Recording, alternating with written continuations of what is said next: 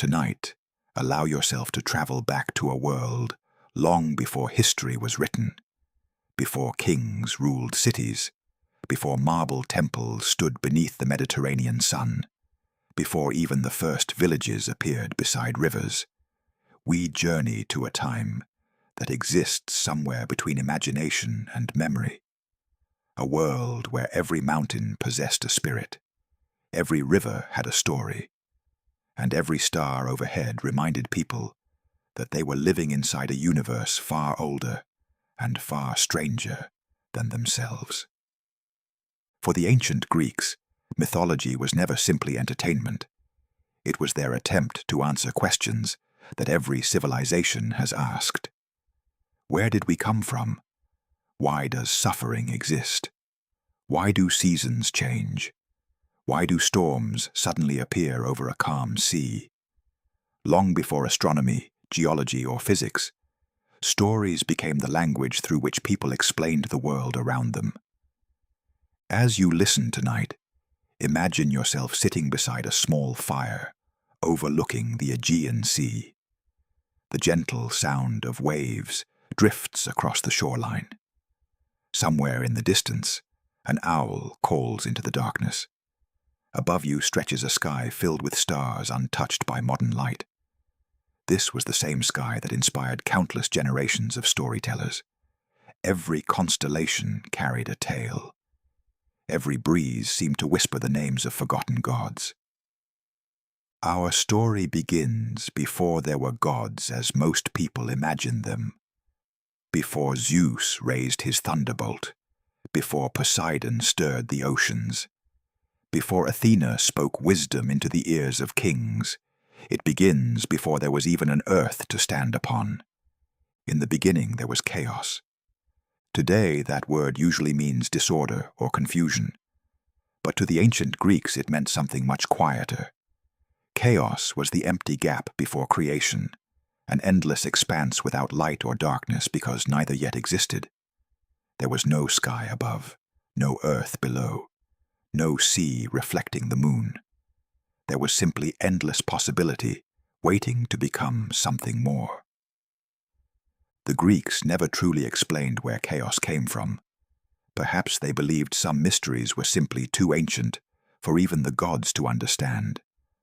Rather than invent an answer, they accepted uncertainty. And in many ways, that makes Greek mythology feel remarkably human. It begins not with certainty, but with wonder. From this silent emptiness emerged the first primordial beings. They were not rulers or warriors. They were existence itself taking shape. The first was Gaia, the earth. Gaia was not merely a goddess who lived upon the world. She was the world itself. Every mountain peak, every valley, every fertile plain, every rocky coastline belonged to her because they were her. When the Greeks walked across fields or climbed hills, they imagined they were walking across the living body of Gaia herself. Soon after came Tartarus, an abyss so unimaginably deep that later poets described it as lying far beneath the roots of the earth. If an anvil were dropped from the heavens, they claimed, it would fall for 9 days before reaching the surface of the earth, and another 9 days before finally arriving at Tartarus. It was less a place than an idea, the deepest darkness imaginable. Then came Eros. Modern audiences often picture Cupid with tiny wings and a bow. But this ancient Eros was something entirely different. He represented attraction itself, the invisible force that allowed separate things to unite and create life. Before there could be families, friendships, or even the birth of stars, there had to exist something that pulled creation together, rather than allowing it to remain forever scattered. Next appeared Nyx, the night. She wrapped the empty universe in darkness, not frightening darkness, but peaceful darkness, the same gentle darkness that still arrives each evening, inviting the world toward rest. Beside her came Erebus, the deep shadow that exists wherever light has not yet reached. Slowly, the empty universe was no longer empty. It possessed earth, night, desire, and the endless abyss beneath them all. The Greeks imagined these first beings less as individuals and more as living principles. They were nature before nature, possessed familiar forms, the foundations upon which everything else would eventually be built. Gaia, now standing alone beneath an endless emptiness, desired something to stand beside her, and so she brought forth Uranus, the sky. Unlike Gaia, Uranus did not emerge directly from chaos. He was born from the earth herself, stretching endlessly above her until the heavens completely embraced the world. Every sunrise, every passing cloud, every star that would one day shine across the night belonged to him. Together, Gaia and Uranus became the first great parents of creation. From their union came children unlike anything that would follow, enormous beings of incredible power known as the Titans. Before Olympus ever existed, before Zeus became king, before the Olympian gods entered the stories we know today, the Titans ruled the universe. There were 12 original Titans: Oceanus, whose endless waters circled the world; Coeus, associated with intelligence and heavenly knowledge; Creus, linked with the constellations; Hyperion, connected to light itself; Iapetus, whose descendants would shape the future of humanity; and finally the youngest son, Cronus, patient, observant, and destined to change the cosmos forever. Their sisters were equally powerful: Theia, whose brilliance gave precious metals their shine; Rhea, who would one day become the mother of the Olympians; Themis, representing divine order and justice; Mnemosyne, the embodiment of memory; Phoebe, associated with wisdom and prophecy; and Tethys, whose waters nourished rivers and springs across the world. To the Greeks, even memory itself deserved divine status. After all, without memory there could be no stories, no history, and no civilization. Every generation depended upon remembering those who came before them. Yet Gaia and Uranus had more children still. The next were the Cyclopes. These were not the wandering giants later encountered by Odysseus, but ancient master craftsmen possessing a single eye set in the center of their foreheads. That single eye symbolized perfect focus. They would eventually forge weapons so powerful that even the gods would depend upon them. Then came perhaps the strangest children of all, the Hecatoncheires, the 100-handed ones. Each possessed 50 heads and 100 arms, living representations of overwhelming natural force. Impossible to restrain once unleashed, they resembled earthquakes, volcanic eruptions, and violent storms, more than ordinary living creatures. When Uranus looked upon these youngest children, he did not see wonder. He saw fear. And fear has a remarkable way of changing even those who appear strongest. Rather than accepting his children, Uranus forced the Cyclopes and the 100-handed ones deep within Gaia herself, imprisoning them inside the earth, where they could neither see the light nor walk freely beneath the open sky. Gaia felt every moment of their suffering. The earth itself became burdened by the weight of imprisoned children hidden beneath its surface.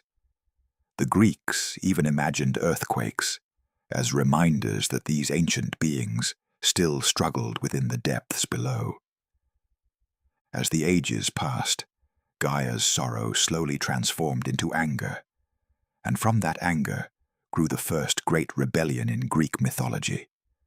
Not between good and evil, but between parent and child, between fear and freedom.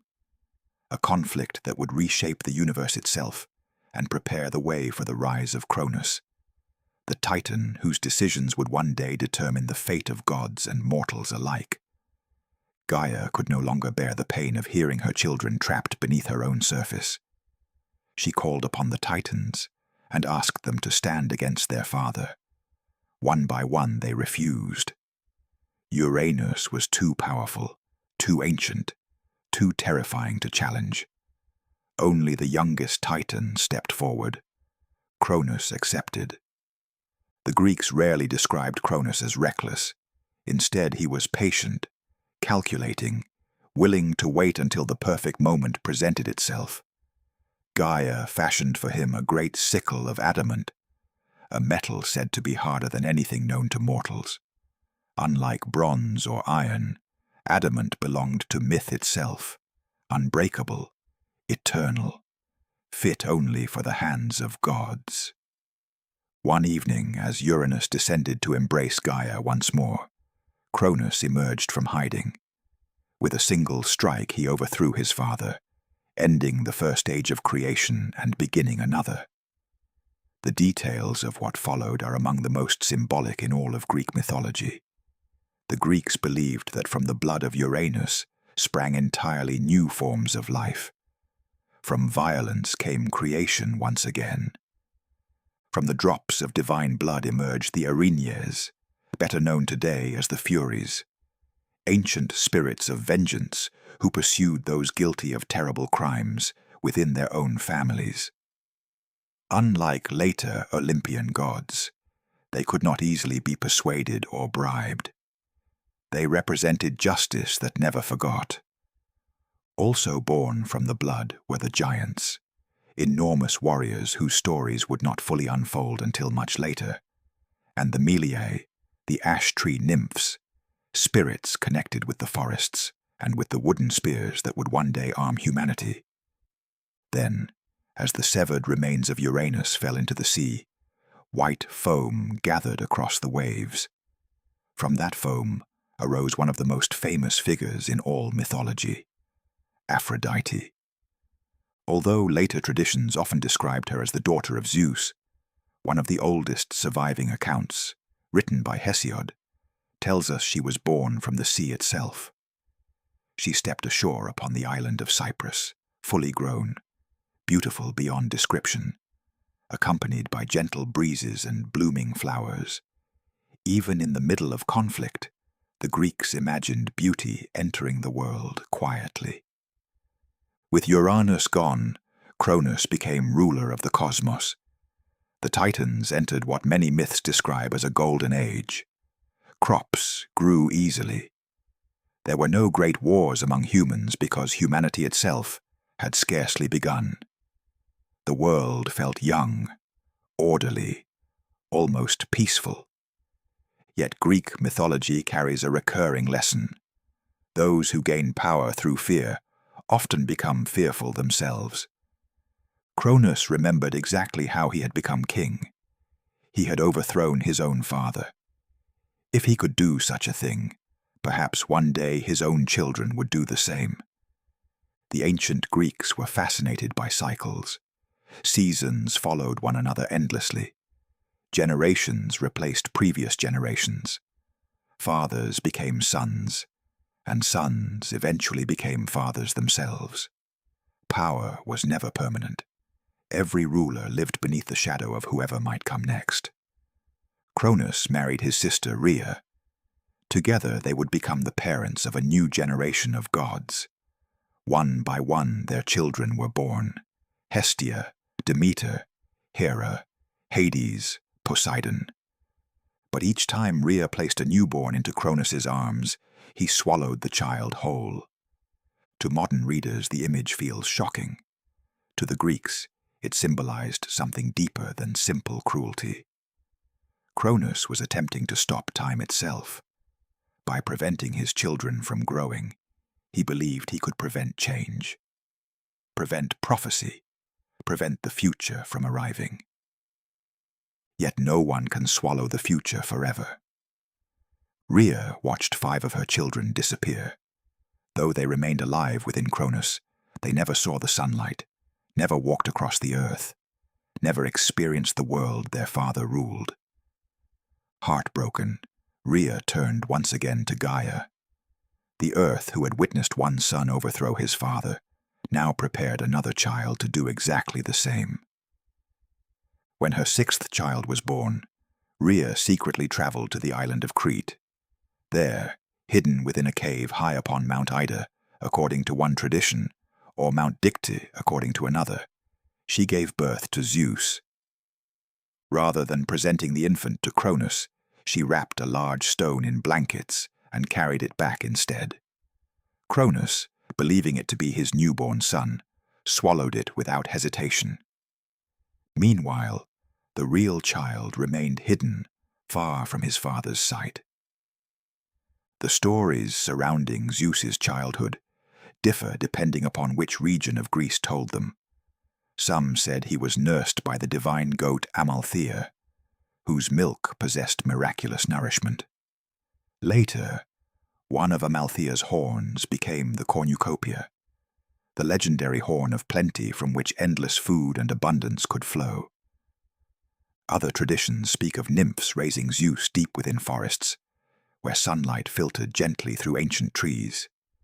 Wherever he cried, the Kurete, warrior guardians clad in bronze armor, clashed their shields and spears together.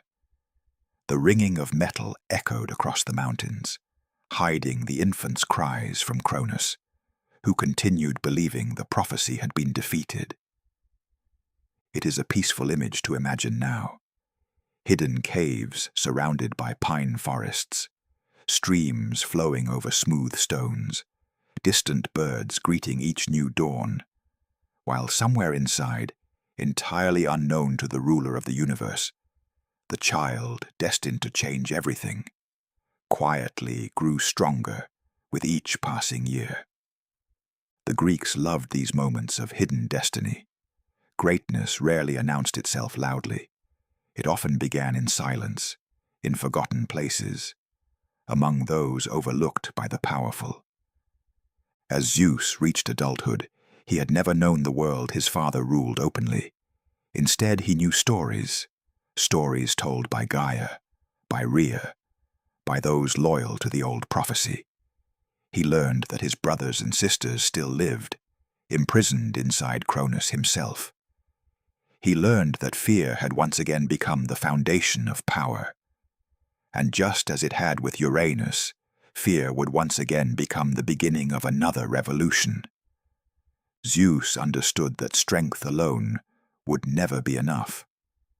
Cronus had ruled the universe for ages, and every titan stood beneath his authority. Victory would require patience, allies, and careful planning. Qualities that would become defining characteristics of Zeus throughout many Greek myths. Different ancient writers describe the next events differently. But one tradition tells us that Zeus sought the help of Metis, the titaness associated with wisdom and clever counsel. She prepared a powerful potion, which Zeus secretly gave to Cronus. The drink had an immediate effect. One by one, Cronus was forced to release the children he had swallowed years before. First came the stone he had mistaken for Zeus. According to tradition, that same stone was later placed at Delphi, where Greeks believed it remained for centuries as a reminder of the prophecy that had changed history. Then emerged Hestia, followed by Demeter, Hera, Hades, and finally Poseidon. Although they had spent years imprisoned within their father, they stepped into the world fully grown. Immortal gods did not age as mortals did, and so the family that had been separated before it truly began was finally reunited. For the first time, Zeus stood beside his brothers and sisters. Together they represented a new generation, one that had lived under the shadow of fear, but refused to remain there. Yet reclaiming his family was only the beginning. Cronus still ruled the universe, and most of the Titans remained loyal to him. The conflict that followed became known as the Titanomachy, one of the greatest wars in all Greek mythology. The struggle was said to have lasted 10 years, a length of time that carried symbolic meaning for the Greeks. It represented not simply a long war, but a conflict so vast that entire generations of mortals could have lived and died beneath its shadow. Imagine the world during those years. Mountains trembling beneath impossible battles. Storms gathering over seas that had never before witnessed such violence. Valleys echoing with the footsteps of beings larger than any creature that would ever again walk the earth. Neither side could claim victory. The Titans possessed ancient strength and experience. They had ruled since the beginning of the age itself. Zeus and his siblings possessed determination, but determination alone could not defeat beings who had shaped the cosmos. Gaia watched the war unfold and remembered another group still imprisoned beneath the earth. The Cyclopes and the Hundred-Handed Ones remained exactly where Uranus had left them countless ages before, forgotten by almost everyone except the earth herself. Following Gaia's advice, Zeus descended into the depths of Tartarus and freed them. It proved to be the single most important decision of the entire war. Grateful for their freedom, the Cyclopes offered Zeus gifts unlike anything ever forged before. For Zeus, they created the thunderbolt, not merely a weapon, but the symbol that would forever identify him as king of the gods. Whenever lightning illuminated dark clouds, the Greeks imagined Zeus raising this divine gift across the heavens. For Poseidon, they forged the trident, capable of stirring oceans, raising islands, and shaking the earth beneath the sea. Every earthquake that struck the coastline reminded people of its power. For Hades, they crafted the Helm of Darkness, a helmet that rendered its wearer invisible, allowing him to move unseen even among gods. These gifts would become some of the most recognizable symbols in all of mythology. Yet they began not as prizes, but as acts of gratitude from those who had finally been released from imprisonment. The Hundred-Handed Ones joined the battle as well. Where ordinary warriors threw a single stone, they could hurl hundreds at once. Ancient poets described entire mountains flying through the air as though they weighed no more than handfuls of sand. Whether meant literally or symbolically, the image conveyed overwhelming force beyond anything mortals could imagine. Slowly, the balance began to change. The younger gods pushed the Titans back toward Mount Othrys, their great stronghold. Thunder rolled across the sky, while earthquakes split the land beneath them. Fire and sea seemed to clash together as Zeus, Poseidon, and Hades fought side by side for the future of creation itself. Eventually, the war reached its end. Zeus and his allies emerged victorious. Many of the Titans, including Cronus, were imprisoned within Tartarus, where the Hundred-Handed Ones became their eternal guardians. Not every Titan shared that fate. Oceanus, for example, remained largely neutral during the conflict and continued his ancient role surrounding the world with his endless waters. The victory of Zeus did not erase the Titans from Greek thought. Instead, it marked the passing of one age into another. To the Greeks, history was built upon succession. Each generation inherited the achievements and mistakes of those before it. Even the gods could not escape this pattern. Standing upon the newly won heights of Mount Olympus, Zeus faced a challenge unlike any battle. Conquering the universe had been difficult, but governing it wisely would prove far more demanding. The Greeks admired strength, but they admired order even more. A king who ruled only through fear eventually invited rebellion. Zeus had witnessed that lesson twice already, first with Uranus, then with Cronus. Whether he could avoid repeating their mistakes would become one of the defining themes of Greek mythology for centuries to come. And so, as peace slowly settled across the heavens, a new age quietly began. The age of Olympus, where gods would concern themselves not only with the movements of stars and seas, but increasingly with the lives of humanity below, where heroes would one day rise, where monsters would emerge from forgotten corners of the world, and where the choices of mortals would become forever intertwined with the decisions of the gods themselves. Mount Olympus was unlike any mountain known to mortals. Although the Greeks could point toward the towering peak in northern Greece, they imagined the true home of the gods existing just beyond human reach, hidden above clouds that never dispersed, untouched by rain, snow, or the passing of seasons. There the air remained forever clear, the halls forever bright, and time itself seemed to move differently from the world below. The palace of Zeus was said to have been built by Hephaestus, the divine craftsman whose skill surpassed even that of the Cyclopes. Its walls shone like polished bronze beneath an eternal sunrise. Great columns reached toward a ceiling that seemed to merge with the sky itself.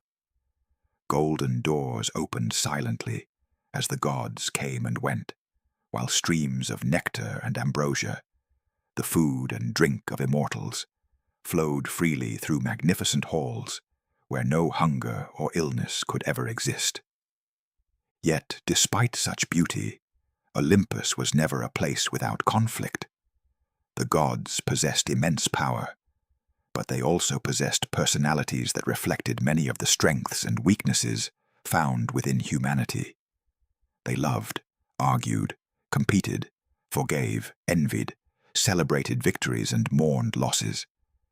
In many ways, the Greeks imagined their gods not as perfect beings, but as immortal reflections of human nature itself. This made Greek mythology unusual among many ancient traditions.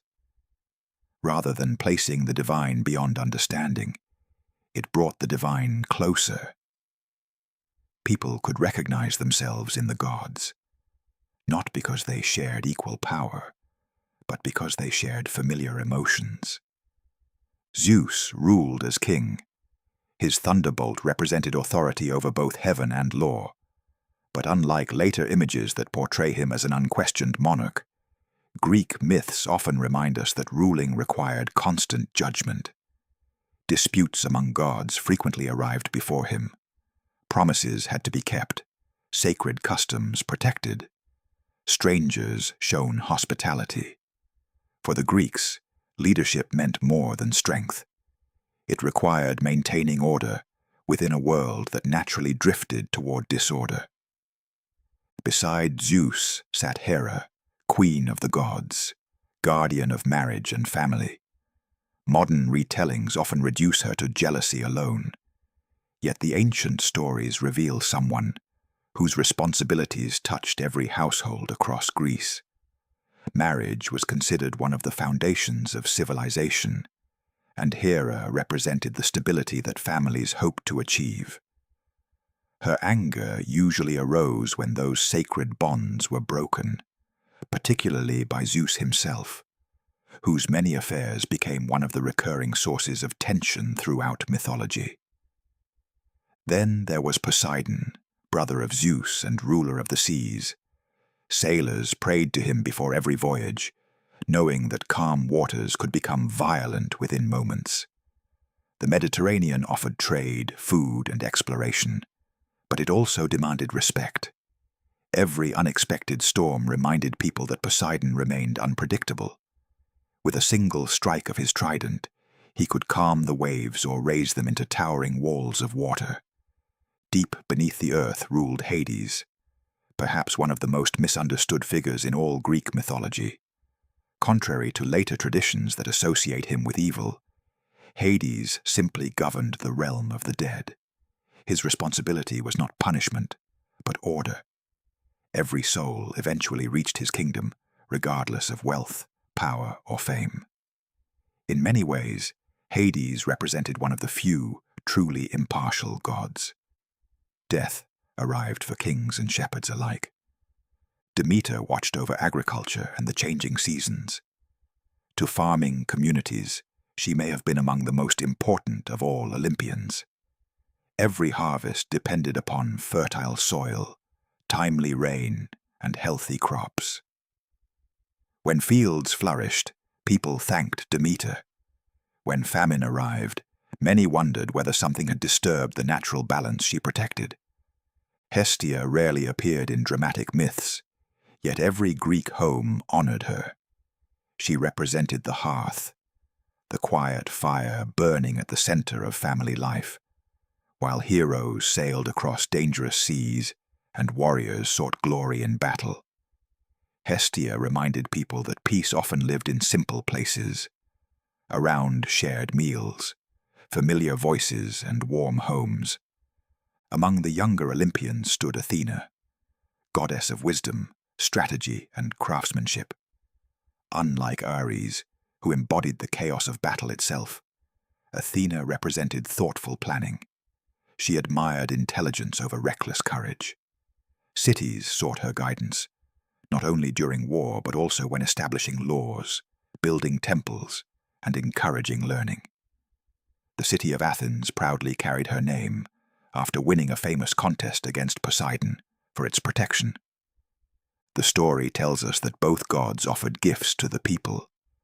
Poseidon struck the ground with his trident, producing a spring. In some versions, the water proved salty like the sea, while in others he created the first horse. Athena instead planted an olive tree. It offered food, oil, wood, and lasting prosperity. The citizens judged her gift more valuable, and the city became forever linked with wisdom rather than conquest.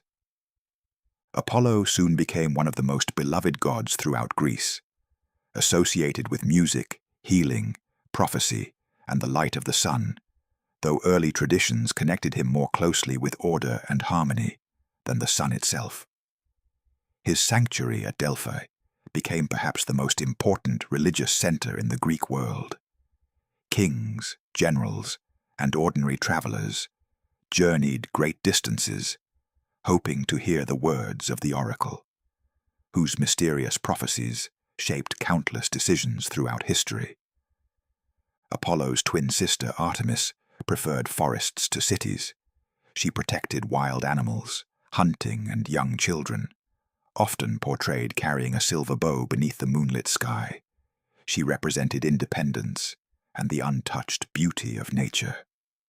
Where Apollo reflected civilization, Artemis reminded people that vast wilderness still surrounded every settlement. Ares embodied the brutal reality of war. Unlike Athena's careful strategy, Ares represented fear, bloodshed, and uncontrolled violence. Even the Greeks themselves viewed him with caution rather than admiration. Victory earned through discipline was celebrated. Violence for its own sake rarely was. Then there was Aphrodite, born from sea foam according to Hesiod, whose influence extended far beyond simple romance. She represented attraction, desire, and the invisible forces drawing people together. Kings made reckless decisions because of her influence.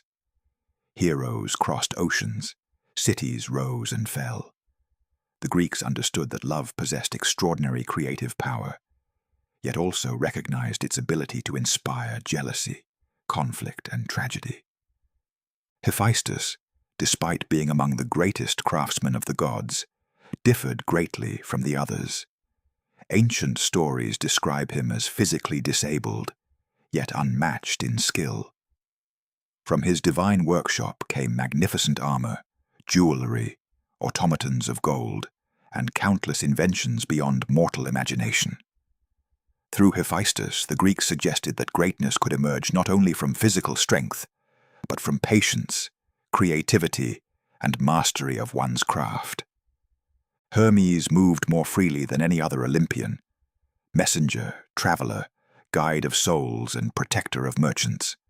Wearing winged sandals, he crossed boundaries separating gods, mortals, and the underworld with remarkable ease. Clever rather than powerful, Hermes solved problems through wit long before resorting to force. Even as an infant, he was said to have invented the lyre and stolen Apollo's sacred cattle, demonstrating that intelligence often proved as influential as strength. Looking across Olympus as a whole, one notices something remarkable. Every god governed only part of existence. No single deity controlled everything. Together they formed a balance reflecting the complexity of life itself. Wisdom existed alongside war, love beside grief, harvest beside winter, sea beside sky. The Greeks understood that the world could never be explained through one idea alone. It required many voices, many perspectives, and many stories woven together. And while the gods settled into their new kingdom above the clouds, far below on the earth, another story was quietly preparing to unfold. A story that would concern not immortal rulers, but humanity itself. For although the universe had found its kings, the question of mankind had not yet been answered. And one Titan, whose compassion for mortals would forever place him against Zeus himself, was already watching the empty world with growing concern. His name was Prometheus, and his choices would shape the future of every human being who would ever live. Prometheus belonged to the older generation of Titans, yet unlike many of his kin, he chose not to fight against Zeus during the Titanomachy. While others sought to preserve the old order, Prometheus believed the younger gods would ultimately prevail. His name is often translated as forethought, suggesting someone who considered consequences long before others recognized them. His brother, Epimetheus, whose name means afterthought, served as a natural contrast. Together they represented two ways of approaching life: careful planning and delayed reflection. Among all the immortals, Prometheus showed an unusual fascination with humanity. The ancient sources differ on exactly how the first humans came into existence. Some traditions simply describe them appearing upon the earth. Others, particularly later accounts, tell of Prometheus shaping mankind from clay, while Athena breathed life into his creations.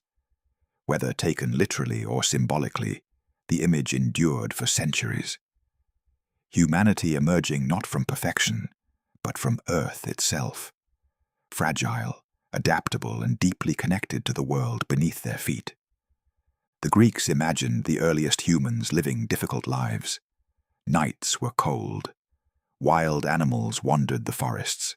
Storms arrived without warning. Darkness swallowed the landscape each evening, because people possessed no fire to push it back.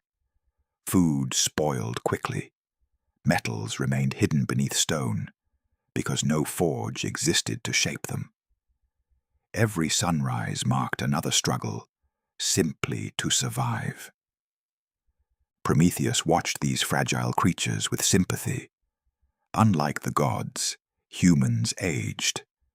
They became sick. They buried those they loved. They lived knowing their time was limited. Perhaps that very limitation made them worthy of compassion. While immortals possessed endless tomorrows, mortals had only today. One of the earliest conflicts between Zeus and Prometheus began not with fire, but with sacrifice. According to Hesiod, both gods and humans once gathered at Mykone to establish how sacrifices should be offered in the future. Prometheus prepared an ox and divided it into two portions. One contained nourishing meat, hidden beneath an unremarkable stomach lining. The other displayed beautiful white fat, covering nothing more than bones. Prometheus invited Zeus to choose first. Zeus selected the attractive offering covered in shining fat, discovering only bones beneath it. From that day onward, Greek sacrificial rituals often burned bones and fat for the gods, while the edible meat remained for the people making the offering. Whether Zeus was truly deceived or knowingly accepted, the arrangement has long been debated by scholars. Ancient poets themselves left room for interpretation. Angered by Prometheus's defiance, Zeus decided that humanity would no longer possess fire. To modern readers, losing fire may seem inconvenient. To the ancient Greeks, it meant something far greater. Fire provided warmth during winter, protection against predators, cooked food that nourished the body more safely, light against endless darkness, the ability to shape metal into tools, plows, and weapons. Without fire, civilization itself could never flourish. Prometheus refused to accept this punishment. If humanity were to survive, he believed they needed more than pity, they needed opportunity. So he climbed quietly toward Olympus.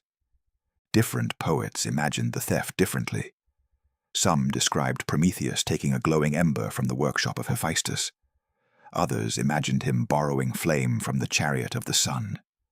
Perhaps the exact source mattered less than the act itself.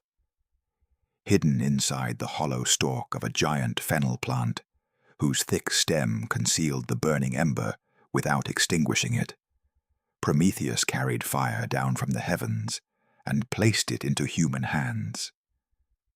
For the first time, darkness retreated before human will. Campfires appeared across valleys, sparks leapt into the night sky. Blacksmiths learned to soften bronze, potters hardened clay, meals became warmer, winters became more bearable. Villages slowly transformed into communities capable of building something lasting. In many ways, Prometheus did not simply steal fire, he stole possibility. The Greeks understood that every great invention carries consequences. Fire could warm a family, yet it could also destroy forests.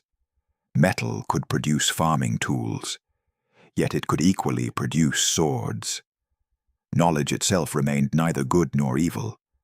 Everything depended upon how people chose to use it. Zeus saw smoke rising from countless fires below, and immediately understood what had happened. Prometheus had disobeyed him once again. This time, the punishment would be remembered for all ages. He ordered Prometheus chained high upon a lonely mountain, most commonly identified by later tradition with the Caucasus. There, bound to the rock by unbreakable chains, he endured an endless cycle. Each day a great eagle descended from the sky and consumed his liver. Each night, because Prometheus was immortal, the organ regenerated.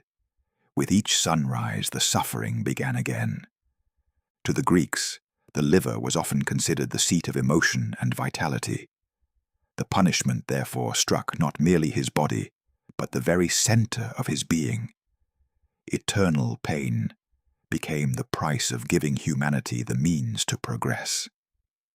Centuries later, the hero Heracles would eventually free Prometheus during one of his famous journeys.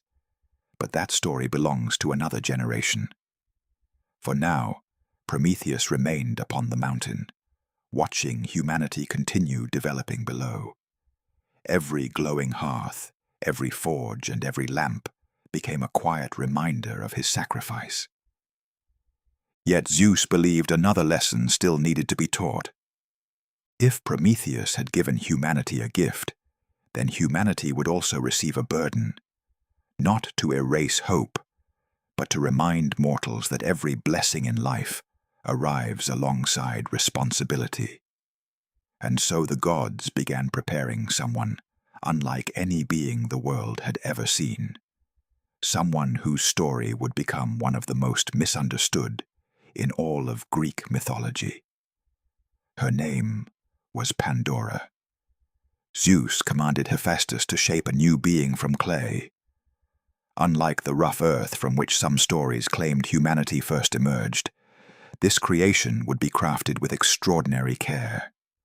Each god contributed something of themselves. Athena taught her weaving and wisdom. Aphrodite bestowed beauty and irresistible charm. Hermes gave clever speech and curiosity. The Graces adorned her with elegance. The Hours dressed her in garments worthy of Olympus. Because every immortal had offered a gift, she became known as Pandora, the all-gifted. To Epimetheus, the brother of Prometheus, Zeus sent Pandora as a gift. Prometheus had warned his brother many times never to accept presents from Zeus, believing that generosity from the king of the gods often concealed another purpose. Yet Prometheus, true to the meaning of his name, realized the consequences only after decisions had already been made. Captivated by Pandora, he welcomed her into his home. With her came a sealed container.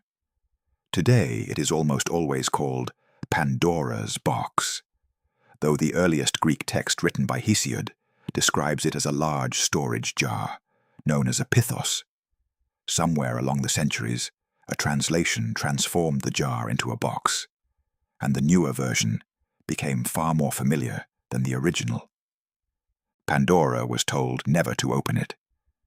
The myths differ on whether curiosity alone led her to lift the lid, or whether destiny itself ensured the seal would eventually be broken. Either way, the moment arrived. The lid was raised only slightly, yet it proved enough. Out poured suffering in countless forms: illness, grief, envy, exhaustion, hunger, old age, fear, pain. Each spread across the world like smoke carried by the wind. Humanity, which had once known only simplicity, suddenly found itself living alongside hardship. Realizing what had happened, Pandora quickly closed the jar. Inside remained one final thing: hope. For thousands of years, philosophers have debated what this ending truly means. Did hope remain safely preserved for humanity, waiting to comfort people through every hardship? Or was hope trapped inside the jar, forever just beyond human reach? The Greek word used by Hesiod, Olympus, can mean expectation as well as hope, making the passage wonderfully ambiguous. Perhaps the myth was never meant to provide a single answer. Perhaps it simply reminds us that even when suffering enters the world, something still remains that allows people to continue living. The Greeks rarely told stories where good completely defeated evil, or where suffering disappeared forever. Instead, they imagined a world where joy and sorrow existed together, where harvest followed winter, where life inevitably ended in death. Yet people still chose to love, build, learn, and dream, despite knowing none of those things would last forever. As generations passed, humanity slowly learned to use the gift Prometheus had stolen. Villages expanded into towns, craftsmen forged stronger tools, farmers cultivated richer harvests, sailors ventured farther across unfamiliar seas. With every discovery came new challenges, yet civilization continued growing. The fire of Prometheus burned not only in hearths and workshops, but within human curiosity itself. Watching from Olympus, the gods observed these changing mortals with fascination. Unlike immortals, humans possessed limited time. Every decision carried greater urgency, because tomorrow was never guaranteed. Perhaps this was why the Greeks believed mortals could display extraordinary courage. When life is brief, even ordinary choices become meaningful. It was during these early generations that Zeus looked upon humanity and noticed another problem. People lived without clear order. Disputes multiplied. Justice varied from place to place. Some honored guests with generosity, while others welcomed strangers with suspicion. Promises were broken as easily as they were spoken. If civilization were to endure, it would require more than fire and fertile fields. It would require customs, laws, respect between neighbors. The Greeks believed many of these principles came not from written codes, but from the examples set by gods themselves. Hospitality became one of the most sacred obligations in Greek society. Known as xenia, it required hosts to welcome travelers with food, shelter, and kindness before asking their name or purpose. Every unknown visitor might secretly be a god walking among mortals in disguise. To mistreat a stranger, therefore risked offending Zeus himself, who carried the title Zeus Xenios, protector of guests. This belief shaped everyday life throughout the Greek world. Isolated farms welcomed unfamiliar travelers. City gates opened to merchants arriving from distant lands. Stories spread of gods appearing in humble clothing to test the character of ordinary people. Kindness shown without expectation became one of the highest virtues because no one truly knew who stood before them. These myths quietly encouraged compassion within a world where long journeys remained dangerous, and survival often depended upon the generosity of others. Every meal shared with a stranger became more than an act of courtesy. It became participation in the divine order itself. Yet even as humanity slowly developed customs and communities, another question lingered beneath every story. If the gods possessed such immense power, why did they involve themselves so deeply in human lives? Why bless one hero while challenging another? Why answer one prayer, yet remain silent toward the next? The Greeks never imagined the gods as distant creators watching from beyond the universe. Olympus overlooked the world constantly. Every victory, every failed harvest, every unexpected storm, every chance meeting upon a lonely road might carry the unseen influence of an immortal. For better or worse, the lives of gods and mortals had become forever intertwined. And nowhere would that relationship become more beautifully complicated than in the stories of the extraordinary heroes who were soon to walk the earth. Heroes born with mortal hearts, yet destined to leave names that would survive long after kingdoms themselves had vanished into history. Among all the heroes remembered by the Greeks, few inspired as much admiration as Perseus. Unlike later heroes who sought glory through impossible labors or long voyages, Perseus began his story as an infant whose life was threatened before it had truly begun. His tale reminds us that many Greek heroes did not choose adventure. Adventure chose them. His grandfather, King Achilles of Argos, received a prophecy from the oracle that he would one day be killed by his own grandson. Fearing fate more than injustice, Achilles imprisoned his daughter Danae within a bronze chamber. Believing that if she could never marry or bear children, the prophecy could never come to pass. Yet throughout Greek mythology, one lesson appears again and again. Prophecies may be delayed, but they are rarely escaped. Zeus descended not in his familiar form, but as a shower of golden light, passing effortlessly into Danae's chamber. From their union, Perseus was born. When Achilles discovered the child, fear once again overcame reason.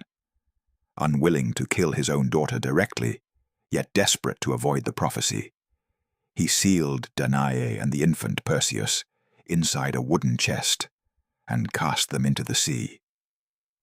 The image is strangely peaceful despite its danger, a small chest rising and falling upon gentle waves beneath an endless sky, carried not by human hands, but by the currents themselves. Eventually the sea delivered them safely to the island of Seriphos, where a fisherman named Dictys rescued them and offered them shelter. Years passed quietly. Perseus grew into adulthood without knowing that the greatest adventures of his life still lay ahead. But peace rarely lasts long in Greek mythology. King Polydectes, ruler of Seriphos, desired Danae for himself. Recognizing Perseus as an obstacle, he devised a challenge that seemed impossible. He asked Perseus to bring him the head of Medusa. Even in antiquity, Medusa inspired fear, unlike almost any other creature. Snakes writhed where hair should have grown. Anyone who looked directly into her eyes was transformed instantly into stone. Mountains and caves near her home were said to be filled with silent statues of warriors who had underestimated the danger before them. Yet Medusa herself was not always remembered as a monster. The oldest surviving traditions simply present her as one of the three Gorgon sisters, terrifying from birth. Later poets, particularly Ovid, writing centuries afterward in Roman times, told a different story. In that version, Medusa had once been a beautiful woman, whose transformation followed an assault committed against her in Athena's temple. Athena, angered by the desecration of her sacred place, transformed Medusa into the creature later generations feared. Because these traditions developed hundreds of years apart, modern readers should remember that there is no single version accepted by every ancient author. Knowing direct combat would mean certain death, the gods aided Perseus. Athena provided a polished bronze shield, whose surface reflected like still water. Hermes gave him a curved sword, capable of cutting even immortal flesh. From the nymphs, he received winged sandals, a magical pouch to carry Medusa's head safely, and the helm of darkness once forged for Hades, allowing its wearer to become invisible. The journey itself carried Perseus across landscapes where myth and geography merged together. Lonely coastlines, silent forests, distant mountains hidden beneath clouds. Eventually he reached the land where the Gorgons slept. The scene was unlike a battlefield. There were no armies, no triumphant speeches, only silence. Medusa and her immortal sisters rested among countless statues of those who had failed before him. Every stone figure had once been a living person who looked directly into her face for only a moment too long. Perseus never met her eyes. Keeping his gaze fixed upon the reflection in Athena's shield, he approached carefully. Every movement became deliberate, every step measured, guided not by strength, but by patience. When he finally stood close enough, a single stroke of Hermes' sword separated Medusa's head from her body. From her blood sprang two extraordinary beings, the winged horse Pegasus and the warrior Chrysaor. Both had remained hidden until that moment, another reminder that Greek myths often imagined creation emerging unexpectedly from destruction. The remaining Gorgons awoke immediately. Furious, they searched for the killer. But Perseus vanished beneath the helm of darkness and escaped unseen, carrying Medusa's head within the magical pouch. As he journeyed home, another famous episode unfolded. Flying above the coast of Ethiopia, Perseus noticed a young woman chained to rocks beside the sea. Her name was Andromeda. She had been offered as a sacrifice after her mother, Queen Cassiopeia, boasted that her daughter's beauty surpassed even that of the sea nymphs. Offended by such pride, Poseidon sent a great sea monster to ravage the kingdom. According to the oracle, only Andromeda's sacrifice could save the land. Perseus descended from the sky and asked her parents for permission to rescue her. When they agreed, he faced the monster alone. Ancient artists depicted the battle in many ways. Some showed Perseus fighting with his sword. Others imagined him revealing Medusa's head, turning the beast itself into stone. Either version reflects a recurring idea in Greek mythology. Courage often arrives when hope seems almost impossible. Perseus and Andromeda returned together, eventually founding a royal line from which later heroes, including Heracles, would trace their ancestry. Yet the prophecy that began Perseus's story had not disappeared. Many years later, while competing in athletic games, Perseus threw a discus. Carried unexpectedly by the wind, it struck and killed an elderly spectator. The man was Achilles. Without intending to do so, Perseus fulfilled the prophecy that had shaped his entire life. Despite every attempt to avoid fate, destiny arrived quietly through an ordinary accident rather than dramatic revenge. For the Greeks, this was perhaps the deepest lesson of all. Wisdom lay not in trying to escape fate completely, but in choosing honorable actions, regardless of what the future might hold. And as the generations continued, Another hero would soon arise, whose strength became so legendary that even today his name remains synonymous with impossible endurance. The Greeks knew him as Heracles. The Romans would later call him Hercules, and his story would become one of the greatest journeys ever imagined. And so, the first great age of Greek mythology slowly came to an end. The universe had been born from chaos. The Titans had risen and fallen. Zeus had established his rule upon Mount Olympus. Humanity had received both the gift of fire and the burden of suffering, and the first great heroes had begun to walk among ordinary people. For the ancient Greeks, these stories were never simply tales of monsters or magic. They were attempts to understand the world around them, why storms arrived without warning, why suffering seemed unavoidable, why courage mattered even when fate could not be escaped, and why every generation inherited both the triumphs and mistakes of the one before it. The gods were powerful, yet they were imperfect. Heroes achieved greatness, yet none escaped hardship forever. Perhaps that is why these myths have survived for thousands of years, because beneath every monster, every prophecy, and every impossible journey lay something deeply human. As the fire burns lower and the stars drift slowly across the night sky, the world of Olympus grows quiet once again. Zeus watches from his throne high above the clouds. Poseidon's seas settle into gentle waves. Athena's owl glides silently through the darkness. And somewhere, beyond the reach of mortal eyes, the old stories wait patiently to be told again. But this is only the beginning. For soon, a new generation of heroes will rise. Heracles will face impossible labors. Theseus will descend into the labyrinth. Jason will sail in search of the golden fleece. The greatest armies in Greece will gather beneath the walls of Troy. Achilles and Hector will meet upon the battlefield, and one clever king named Odysseus will spend 10 long years trying to find his way home. Those are stories for another night.